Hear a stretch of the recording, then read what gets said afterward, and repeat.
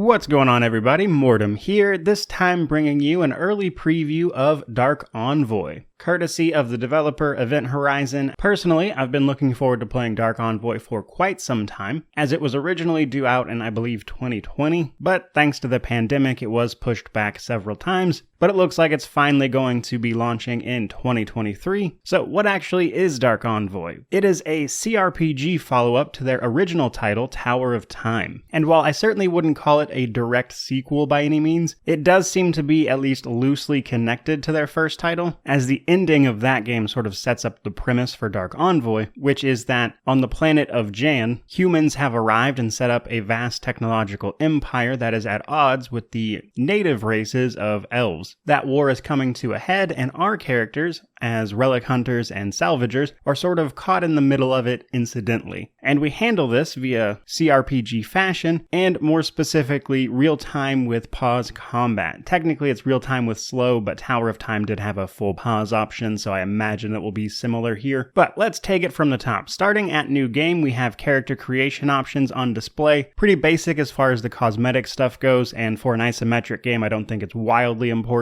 but you will have some options to customize both of your twins as our main characters, our twin siblings, and we'll be able to customize them both cosmetically as well as their class. Classes, we have 4 available to us, and each class will have 4 specializations. The specializations were not on display in the demo, but the 4 classes are Warrior, Ranger, Engineer, and Adept. Adept being your mage, Engineer being a more skill-focused character, Ranger seeming to be a sort of poison rogue type, and Warrior, of course, being a warrior. This will largely determine the skills they get, but again, there will be some variance here with the specialization classes that I don't have full details on just yet. In addition to picking your class, you set some base attributes, on top of picking a starter set of gear. That is, of course, based on the class you picked. From there, though, we're thrown into the world. Now, the structure of this game is going to be somewhat mission-based from what I understand. You won't be sort of freely exploring, but you'll be undertaking missions, optional areas, maps, and everything from your airship that you launch from the sort of hub area.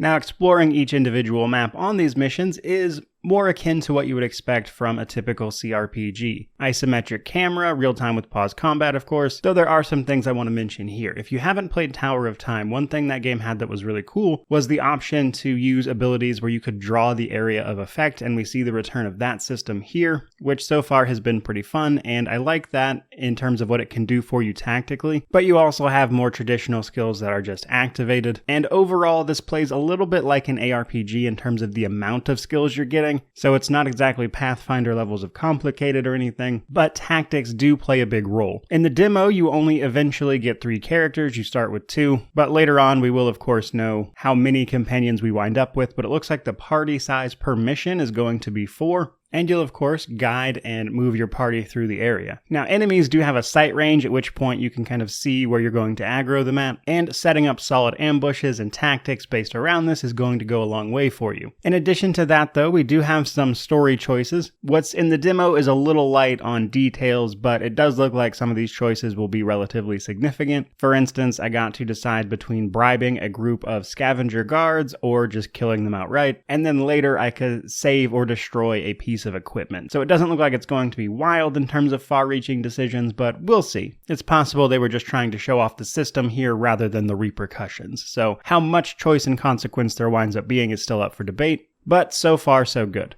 Now, the last thing I want to leave you guys with is the crafting and enchanting systems. Much like, again, Tower of Time, we see the return of that system. As you move through areas, you'll gather various resources that you can then, from the menu, craft and enchant. Provided, of course, you know how. This will allow you to craft relevant gear with, typically speaking, randomized attributes, and then you can use enchanting to set more specific attributes. This is important because the game has a somewhat Diablo-esque loot system, which makes for an interesting blend of mechanics with the rest of the more traditional CRPG stuff. But that is pretty much all I've got for you as far as this little demo preview goes, and if you're interested in their previous title, Tower of Time, I did a review after 100% for that, and you can see a lot of those mechanics in more detail there. But Tower of Time was a surprisingly good game, and I'm liking what I'm seeing in the case of Dark Envoy. It's very much so a sort of indie title, but just from this preview, it definitely has a lot of promise, and I'm looking forward to the full full release of this one when we get to check it out in full. But that is all I've got for you guys today, so I certainly hope you enjoyed the video. If you did, like, comment, subscribe, all that YouTube jazz, but regardless, thank you so much for watching. I really do appreciate it. May you wander in wisdom and have an amazing day.